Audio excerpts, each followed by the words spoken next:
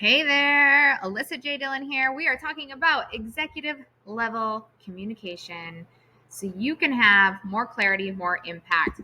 Listen, the purpose of this training today is going to empower you leaders to have simple yet effective communication skills so you can have clear and persuasive and influential leadership. This is for you if you are a future leader who wants to communicate effectively and create a lasting impact on your community. Here's the reality of this situation. No one taught you how to communicate effectively. In fact, if we take a moment to think about this, your parents, your teachers, your partners, any other influential person in your life has likely hurt you a time or two by their lack of communication or poor communication or no communication at all. How many of you have been in a situation where you have practiced avoidance around communicating when something's been hard for you, when something has been challenging for you, because you don't even know how to communicate when you're in a sticky situation, when you are hurt by something. So you avoid the situation altogether instead of facing it head on. And that's likely because that's what has been taught to you. You are modeling the same communication skills that you have seen happen to yourself as a child, right? As a young adult, as a teen, potentially. And so, number one, I want to say I'm sorry. I am sorry that you have gone through these experiences. Your parents, your relationships, those people were doing the best they could with the skills that they had as communicators. But here's the deal. You can be better. You can do better. You can be a better communicator, and you can start doing that as soon as today. And we're going to talk about how to be a better communicator, because at the end of the day, better communication skills are not only going to help you in your personal relationships, they are essential in leadership. They are essential to driving your team towards having a successful business, because business is not built around one person. It is built around building a team that communicates well, that is vulnerable, that understands each other, and isn't afraid to talk out their problems. So let's introduce what really is executive communication. So it is really the art of speaking and listening, not just talking, but also listening so you can inspire and guide, right? It is communicating in a way that inspires people and guides them to where you want them to go. Good communication can shape a strong team and lead to great achievements. Think about this. The words you use have the ability to help you achieve more, help your team achieve more, help your peers achieve more, help your family achieve more, help your spouse achieve more, help your children potentially, if you have children, achieve more, right? Gosh, has so much power here. So how can we be better communicators? Number one, I want you to be clear. Use straightforward language. Get to the point, right? Be concise. In order to keep somebody's attention, you have to be respectful of people's time.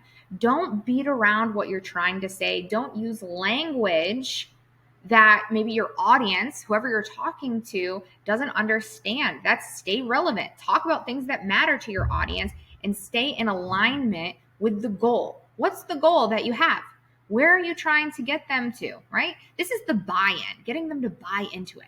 If they understand the main goal, the main purpose of the conversation, and you can give them the understanding, this is the goal of the conversation. This is where I want us to get to, right? So choose the right moment. This is so important. Choose the right moment to share the information when it will be most effective and well received. Do you think sharing that you're ticked off about something in the heat of the moment is the best time to do it? Probably not. Probably not, right? And do you think bringing something up that pissed you off 6 months ago is the right time to do it? No, it's probably not the right time. Oh my goodness. We see this happen so often. And do you think not sharing that something has upset you ever is the right time?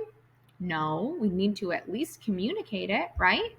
So let's talk about how we can we can build that and construct your message. Constructing your message is the what and the why. Knowing why you're communicating something. Every message that you are going to give to whoever you're talking to. So let's give you an example of this. If you're going to communicate something to a team member, why are you going to be talking to them? Have a reason for the meeting. Have a reason for the conversation. What is the clear goal? Do they understand the clear goal?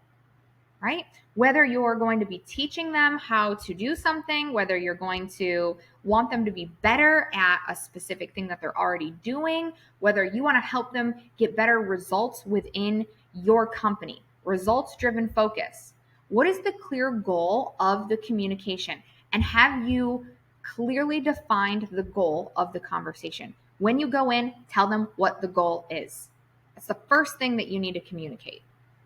Mission-driven messages. Your words mirror what your organization stands for, right? Your words mirror what your organization stands for.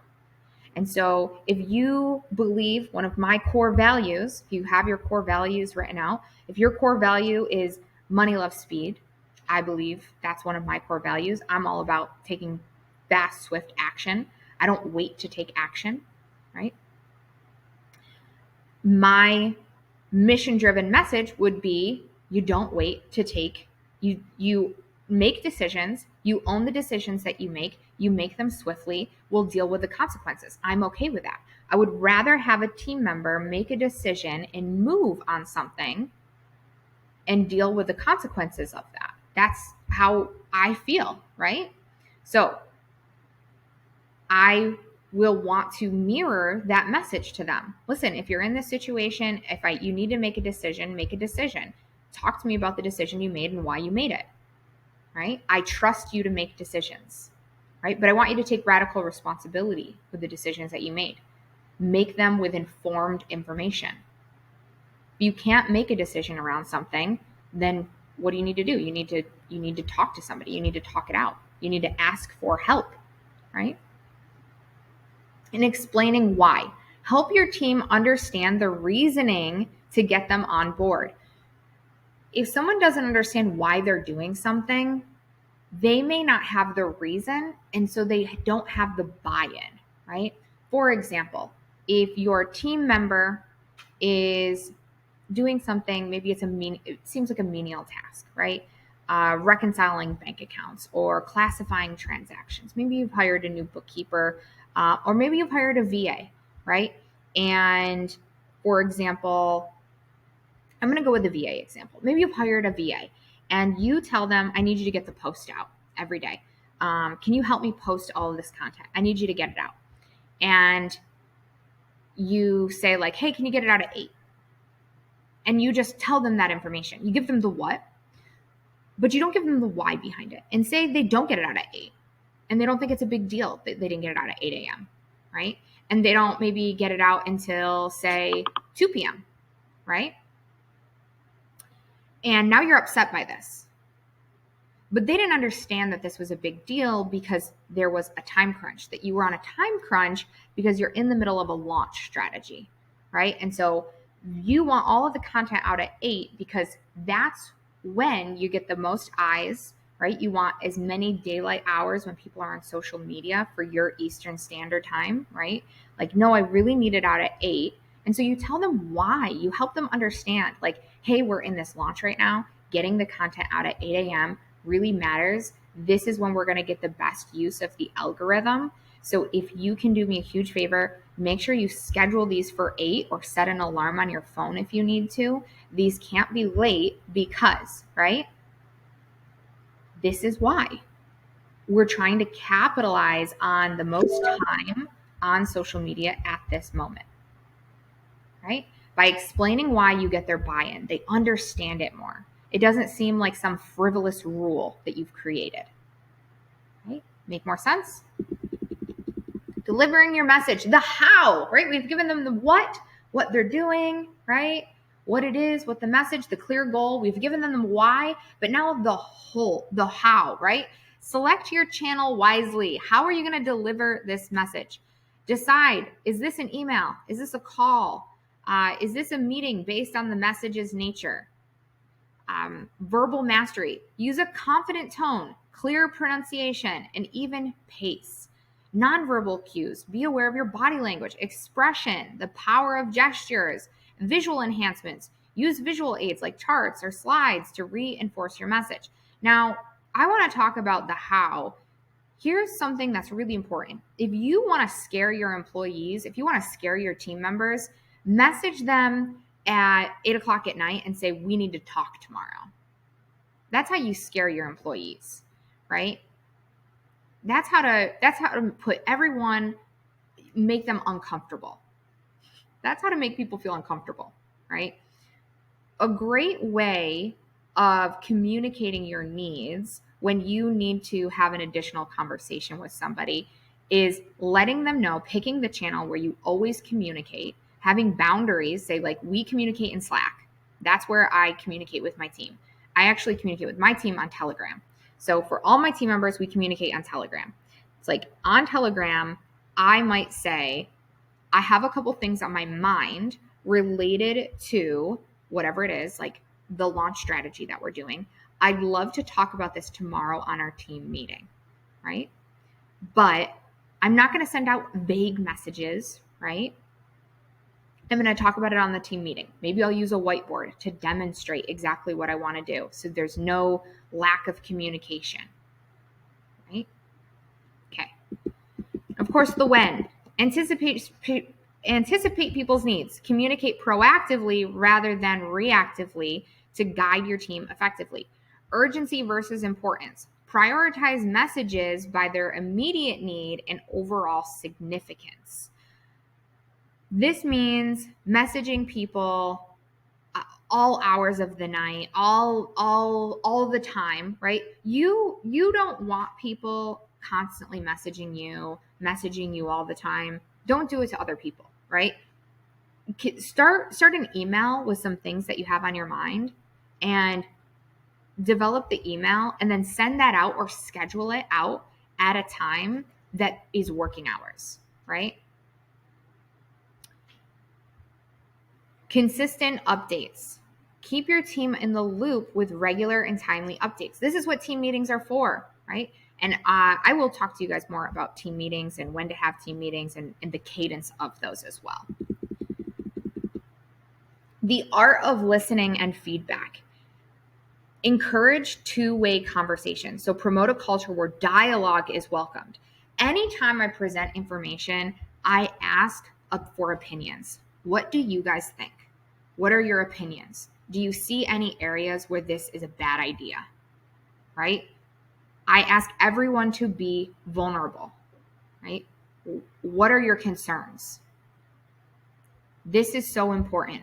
This is how you get your team to feel like it's not just your company, but it's their company. So they can take ownership.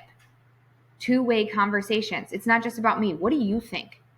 Do you think we could do this? Do you think this is like, what's your thoughts, right?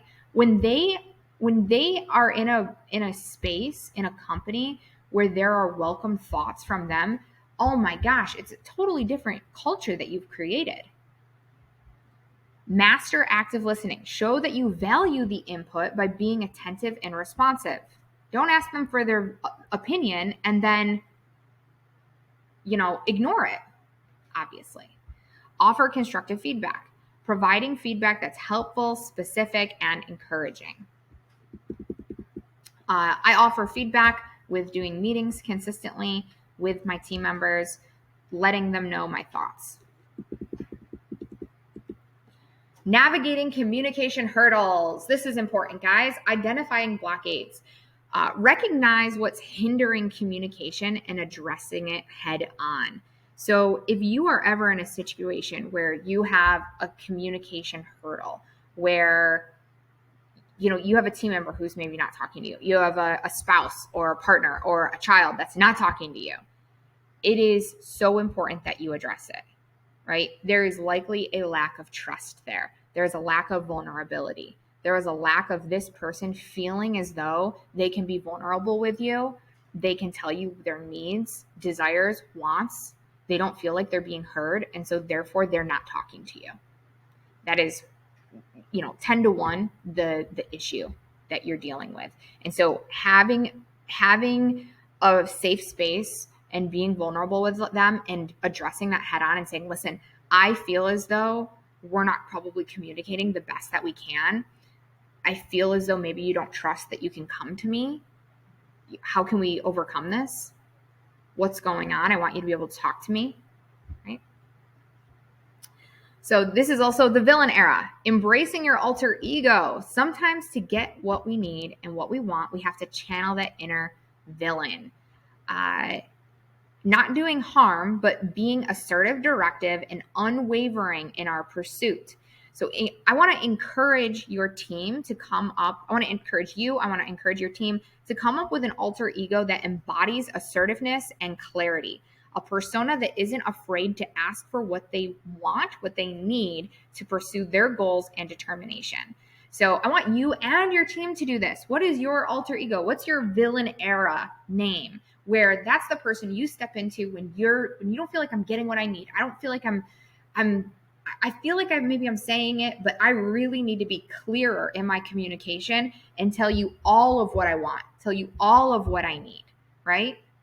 And sometimes as humans, we are a little too nice, right? We're afraid to express ourselves fully. And so if you need to embrace this villain era in your communication style and say, in order to get what I need, I'm going to embrace my alter ego, my villain era, and I'm going to tell you exactly what I need, exactly what I want right now, so you understand it fully and clearly, right?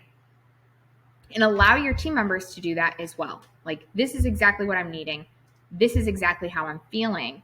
And when they feel heard and understood completely, you will develop better relationships within your culture, within your company. Those people will stay around a lot longer, and they'll have more buy-in to your company. Okay, gaining buy-in through effective communication. Ironically, that's what we're talking about here. Crafting a shared vision. So painting a picture of the future that excites and motivates. Are you future casting with your team? Show how each person's role contributes to the collective of this success. Does everyone know how their role contributes to the collective success? Benefits over features. Instead of just listing their tasks, focus on how each of their actions benefits the team and contributes to the common goal. Inclusive dialogue. Invite ideas and participation. When people feel heard, they're more likely to invest in the vision. Storytelling. Share stories that resonate emotionally and intellectually, making the vision tangible and relatable. Transparency. Be open about challenges and receptive to feedback. Trust is the foundation to buy-in. So this means on your team meetings, when you're talking, share what's going on. Share your biggest challenges. Share what you're scared of. Ask them for help. Recognition. Acknowledge contributions and celebrate milestones.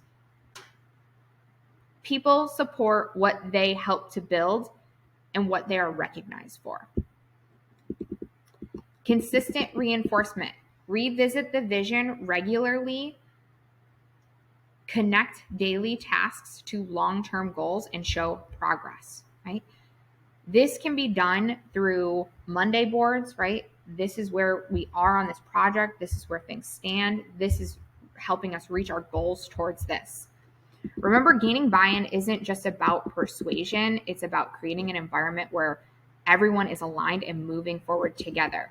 So I hope that this helps you. You can understand why communicating is so vital to creating a culture in your company that helps you move forward with team members. If you need more support on communicating, let us know how we can support you there. I'm going to have more resources for you available around how to develop team meetings, what your team meetings should look like to really capture better communication styles in a clean way that we get rid of the fluff, we get direct, and we start being more vulnerable with our team members. All right. Thanks, guys.